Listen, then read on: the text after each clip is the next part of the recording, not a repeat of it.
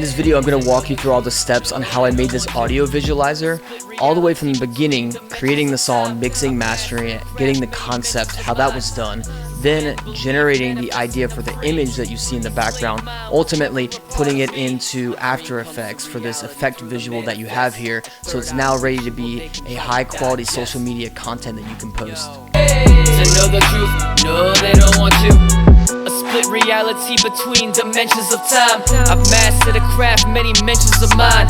So what you're seeing on your screen right now is the audio tracks, okay? So basically this one right here is the instrumental. Then I don't have this one organized like I would on some other tracks, but I have the vocal tracks down here. So only this one is the instrumental. If you had it broken apart, you had usually you'd have drum tracks, you'd have bass, you'd have keys, whatever it might be. But you'll see I isolated it. They can try to digest process of Here's the elimination. vocals. I'm in the matrix. I need to escape and So you drop can out kinda when hear the what it bass sounds like a hits. little The bit. grass was always greener. I was looking past. So in this case, I took a lot of different takes because I wanted to chop this up and have it like really accurate and perfect. Sometimes I'll do them straight through, just depends. But let's dive into some of how this is all glued together and mixed together.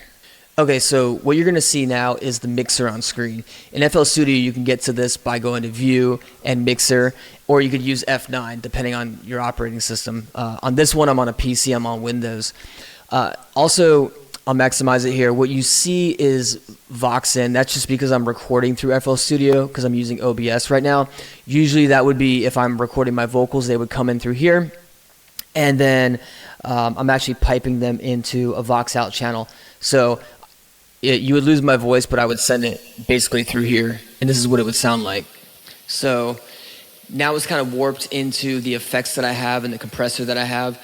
What you're gonna see is I have two equalizers in this channel. So the vocals are coming from the in, going to the out here, and then they're going to this reverb send and an echo send, and I have a second echo that I'm not actually using. You can create as many sends as you want.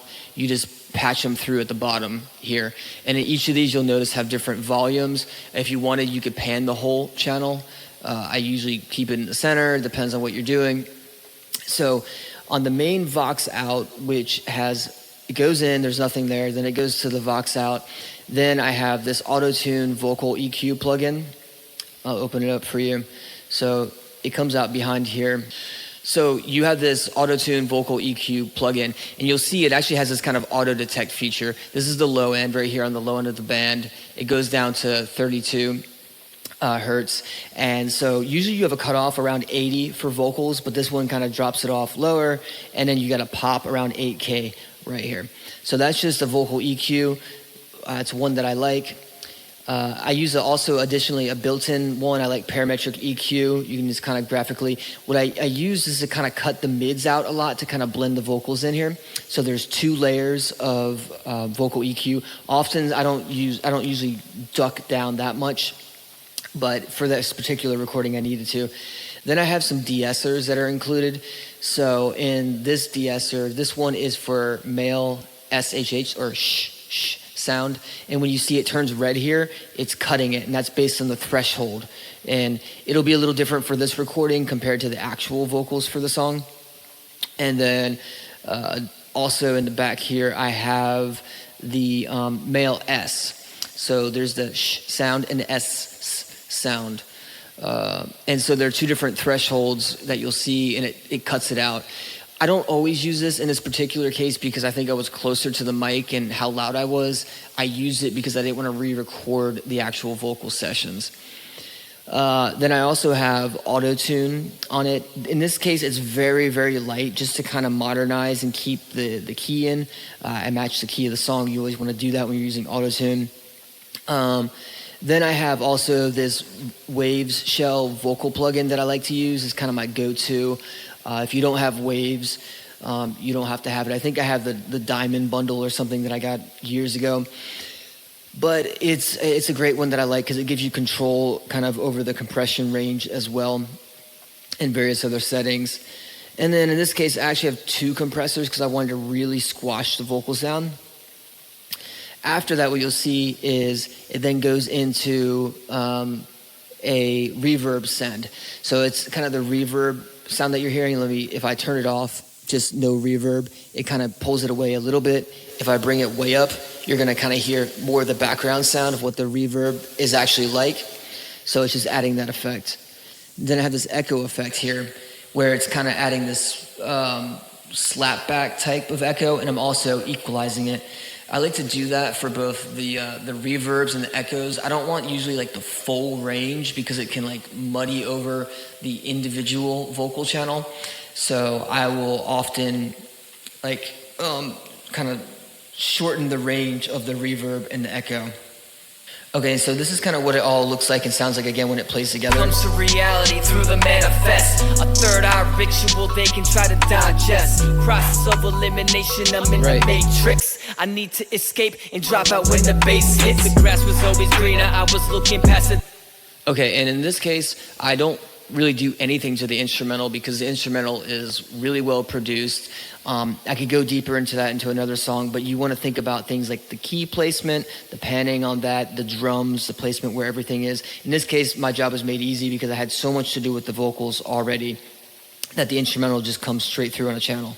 Okay, so that's it for the recording portion. Now I'm going to show you how I created the image and the generation around it.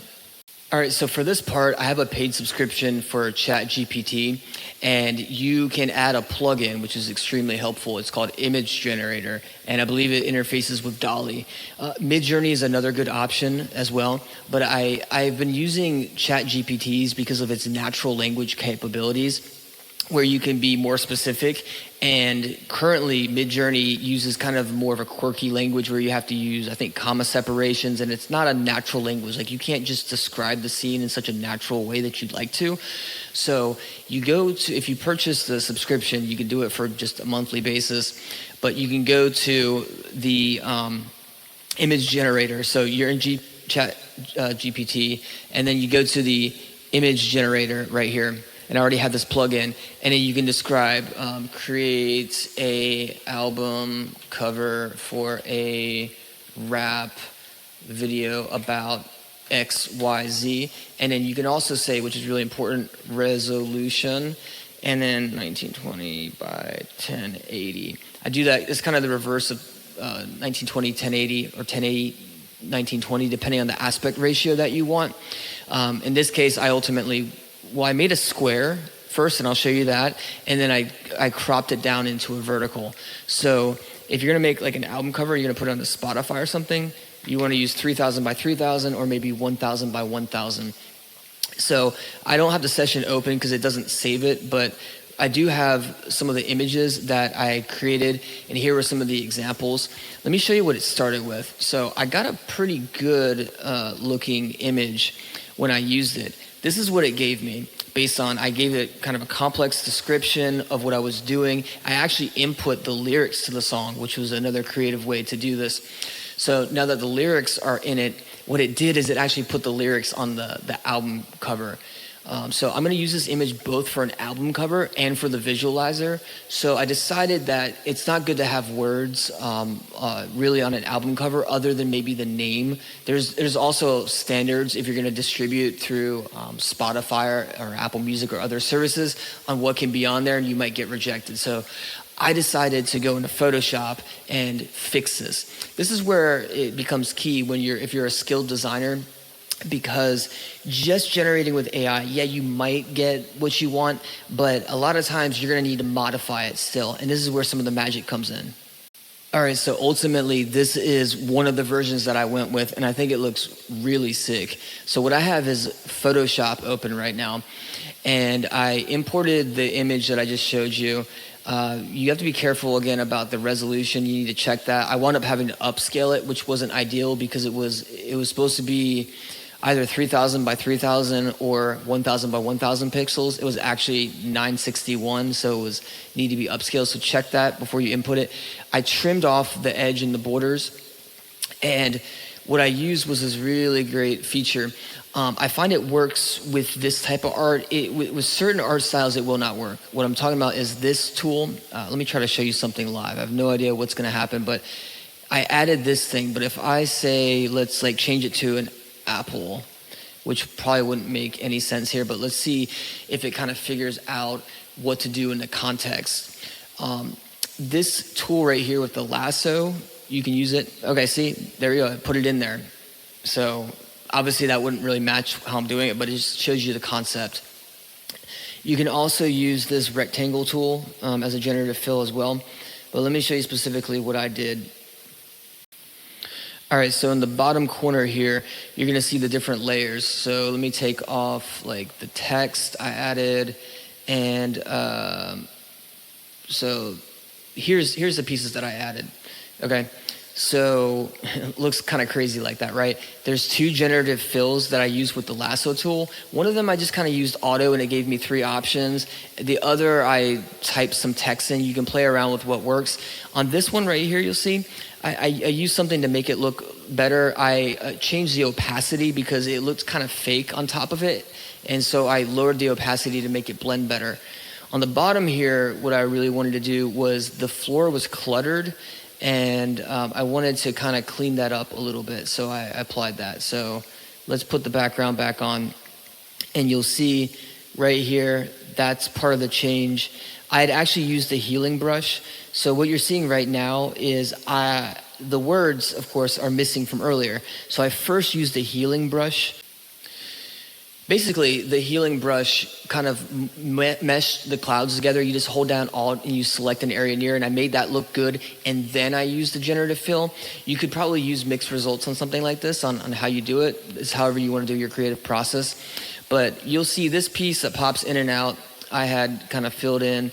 And then also here was the original kind of vortex in there. I thought it filled up the scene a little bit too much, so I kind of made it more into clouds. And then you can see the bottom that I changed around. It was a little more busy. I just kind of simplified it a bit. Also, because I was playing with the idea of where the text was going to go. So if you want the text to go down here, you might want to clear the bottom out. And you can do that with generative fill. It works reasonably well, but you really have to play around with it. Okay, so ultimately I have an album cover now. And then what I want to also do is I want to create a visualizer. And this is going to be for your social media posts, your YouTube shorts, your Instagram, your TikTok. And what you're seeing on screen is a version. I had to adjust the text a little bit to make it custom for this vertical format. But I think it's 1920 by 1080 or 1080 by 1920. I forget which way it goes. But you want to get that vertical landscape, and that's the resolution that you'll set. It's the opposite of a horizontal landscape. All right, so kind of here's going to be the icing on the cake where we make the actual visualizer. Now that I import that image, let me move this over and show you on screen what I have here. So if I play it, it's rendering in low quality right now in real time, and that's what it's going to look like. So what you have on screen is the session. There's kind of a lot going on here. I'll try to break down some of the key parts. There's this audio spectrum plugin that I have, and you can affect, when you go to audio spectrum, I have a bunch of settings. You really have to play around with it, your color palettes and how you want it to look. What the spectrum is going to be is, see this top thing right here? That's one spectrum. This line here is another spectrum. And then where these eyes are, there's a circular spectrum, which I kind of mirrored around. Now, I can't get into all the depth of how this is done, but this is the general idea of how you do it. And a dream comes to reality through the man. You can see here, you can turn these on or off based on what, and so if I turn them off, now it's only showing the circular spectrum right there. In this case, I like to use the 3 of them because I thought it looks good. Sometimes I'll do it differently. As mentioned, so you can do the color scheme. You want to match that to whatever your image is.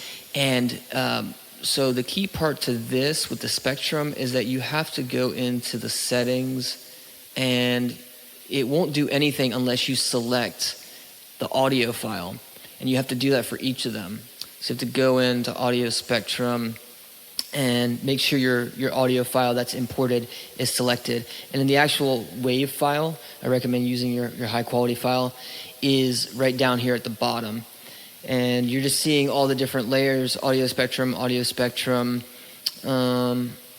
These are not activated. I keep them around for other things that I sometimes use. And then that's the actual image right there. And just, kind of like 101 stuff is that this is like the length of like each each thing. So each effect or each image or the actual song. And then ultimately you just go ahead and export that, and then I'll show you what it looks like. All right, so let's take a look at what the full thing looks like now. And this is meant for social media posts. It's on a horizontal, but it'll be in a vertical format. To know the truth, no, they don't want you. A split reality between dimensions of time. I've mastered a craft, many mentions of mine. Suspend belief, manifesting I'm free. A slave mind was never a part of me. A dream comes to reality through the manifest. A third eye ritual they can try to digest. Yo, listen up. A dream comes to reality through the manifest. A third eye ritual they can try to digest. Made my way in this life through my own prospects. The deep riveting moments are now timeless.